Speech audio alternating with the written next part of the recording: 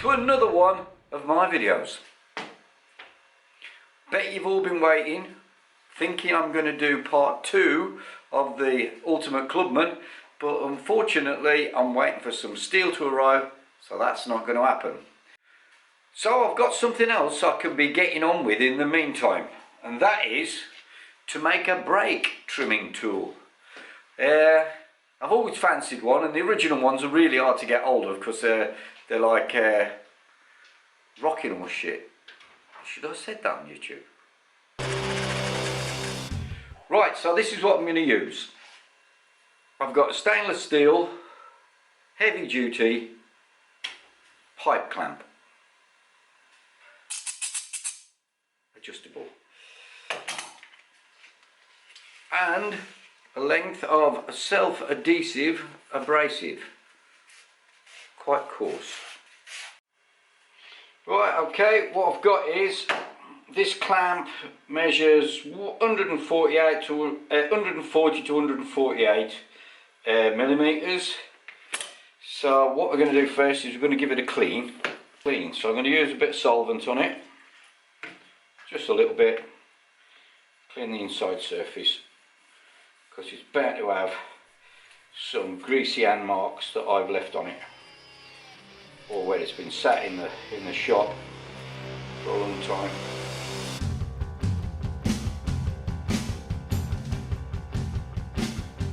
Right, I've just put it on, nipped it slightly.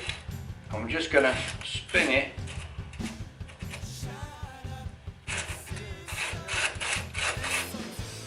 and see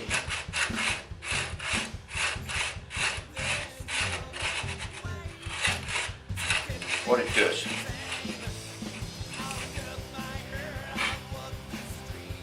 Actually, that is pretty damn effective. That's pretty good. That's pretty good. Oh, it's got quite an even. So, what I'm going to do next is I'm going to put a little bit of action on the cam, because obviously your brakes aren't in that position when they're engaging the drum. They open up slightly, so therefore it normally tries to brake on these front edges before getting to the back. So if they're a new set of shoes, they're going to brake on this front edge before they start to bed in and start to hit all the way around. So we really want to open that up a little bit and then do it again. Right, we're going to take a fairly decent measurement of the inside of our drum, which is our hub here. So that gives us the measurement of where the brake shoes should be engaging. So as you can see, not engaging yet. So therefore our brake shoes need to be opened up some more. So I've got a tie wrap on the back.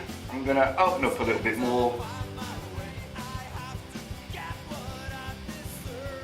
tighten it up until we get the equivalent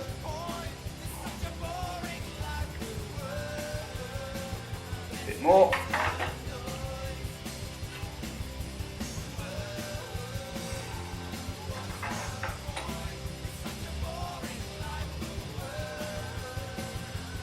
Okay.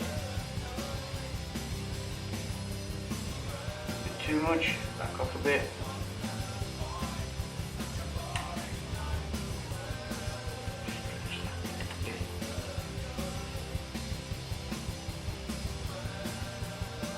Sweet.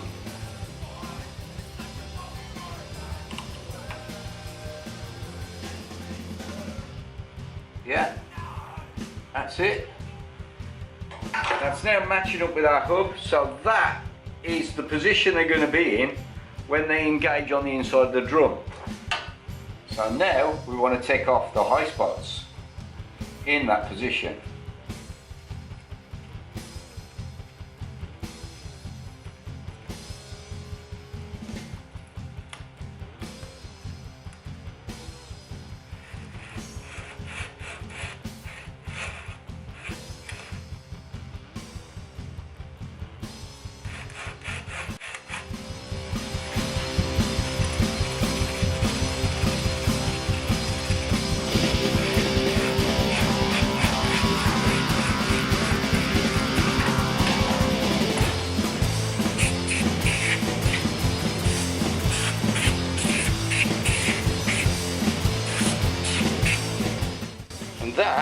should have done it. Right, well I think the only way to do this properly is to test it on an actual bike. Now, my brake's not been that good since I put it in, and it's always given me, I'm like, yeah, it'll bed in eventually, but it's still rubbish. So let's test it out on my yellow bike, and then we can go out on a little ride and see what the brake actually brakes like. It's got to be the way to do it. So that's it, off come the panels.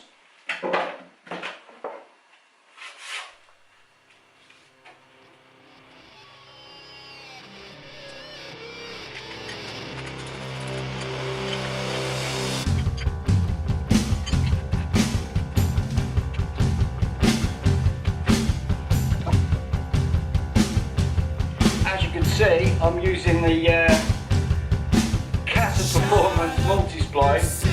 That's how easy it is to get your rub off. What a relief. Before you've been fighting with it.